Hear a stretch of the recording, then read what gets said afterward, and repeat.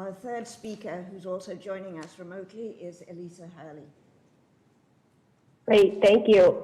Hello, everybody. Again, I also want to thank the organizers for inviting me. I'm really pleased to be participating in this critical work. So I'm the executive director of Primer, Public Responsibility in Medicine and Research, and we're a nonprofit whose mission is to advance ethical research, primarily through education and other support for a variety of stakeholders and research oversight, including IRBs. And I was asked here today to represent the IRB perspective on these issues. So I'm going to cut to the chase, which is that IRBs are very conservative still when it comes to thinking about the risks and benefits of including pregnant and lactating women in research. And I think it's fair to say that their risk mitigation strategy is still primarily exclusion.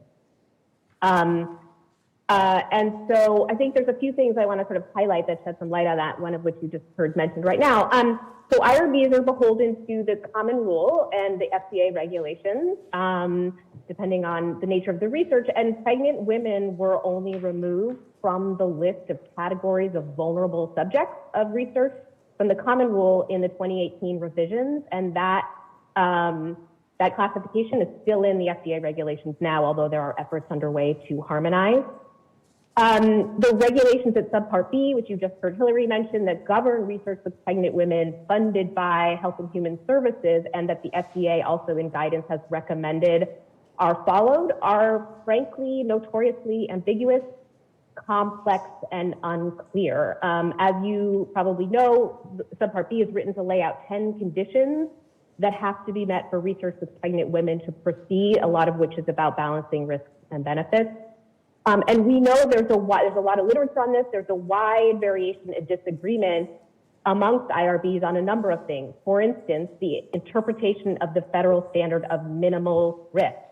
So just to give an example, is a foot X-ray during pregnancy with abdominal shielding minimal risk or not? You find wide disagreement amongst IRBs on that. You even have IRBs disagreeing on whether a survey that might be emotionally upsetting is minimal risk for pregnant women.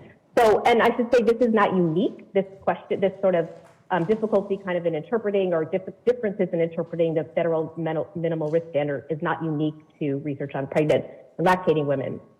There's also variation and disagreement on what kinds of preclinical research and research on non-pregnant persons is considered adequate to provide data for assessing risk to pregnant women, which is one of the conditions in Subpart B.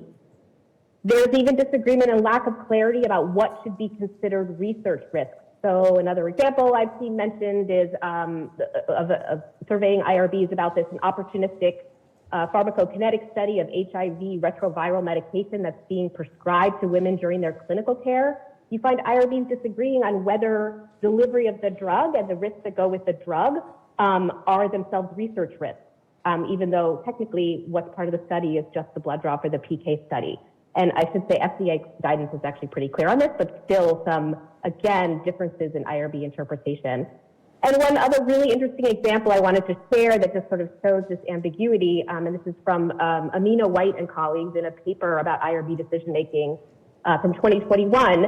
And this is regarding specifically the interpretation of the regulatory language that says research involving pregnant women is permissible, even if there's no prospect of direct benefit to the woman or the fetus, and the risks are no more than minimal, if the purpose of the research is the development of important biomedical knowledge that cannot be obtained by any other means.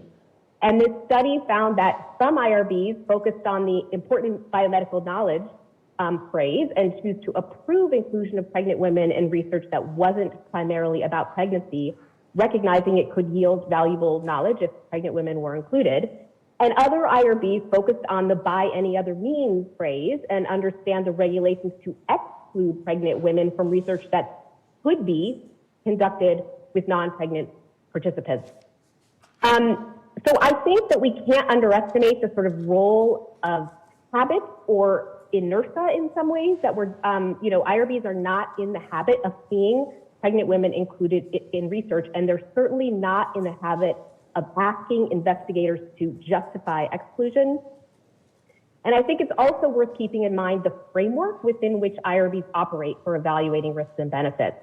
The task, right, for IRBs, according to the regulations or the way they interpret the regulations, is really to balance the risk to an individual of participating in a trial with the potential benefits that might accrue to that individual participant and or that might redound to society as a whole in the form of important generalizable knowledge that could be expected to result.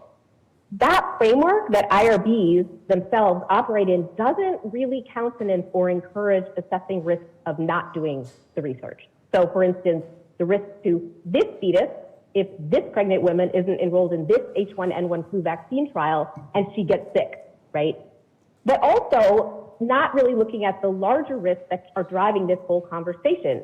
If we collectively don't do this research, what won't we know and how will that affect pregnant women, fetuses, and society in the future? That's just not historically, sort of by regulation and design, part of an IRB's equation generally. That said, I do think IRBs, as important gatekeepers to what research gets done and how, are extremely well positioned to require justification for exclusion of pregnant women and lactating women from research, and to collaborate with researchers on additional protections or risk mitigation strategies that would facilitate such inclusion, for instance, extra monitoring. But I think it takes an institutional commitment sort of behind the IRB to do that. And I'm happy to elaborate that on the, in the question and comments, but I'll stop there. Thank you very much.